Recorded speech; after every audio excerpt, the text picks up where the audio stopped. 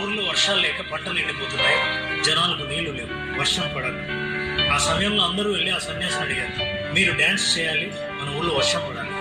ఈ యువకులు కూడా వచ్చారు, సరే మీరు డ్యాన్స్ చేస్తే వర్షం పడుతుంది కదా, మేము డ్యాన్స్ చేసినా వర్షం పడాలి కదా, పద ఎవరు వేస్తే వర్షం పడుతుందో అని అన్నారు. వాళ్ళకు వేదిక ఏర్పాటు చేయడం జరిగింది. గ్రామంలో ప్రజలందరూ చూస్తున్నారు.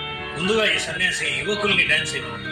వాళ్ళు చాలా మంది నృత్యం చేశారు. ఎంతసేపు నృత్యం చేశారంటే అలసిపోయేదాకా డ్యాన్స్ చేశారు, కానీ వర్షం మాత్రం పడలేదు. ఆ తర్వాత వాళ్ళు ఆ సన్యాసి డ్యాన్స్ చేయడం మొదలు పెట్టాడు. వేస్తూనే ఉన్నాడు. రాత్రి అయిపోయింది, తెల్లవారుజామున వేస్తూనే ఉన్నాడు.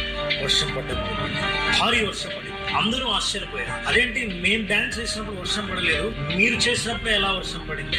అందుకు ఆ సన్యాసి ఏమన్నాడు తెలుసా, మీరు వర్షం పడ్డం కోసం డ్యాన్స్ చేశారు, నేను వర్షం పడేంత వరకు డ్యాన్స్ చేశాను.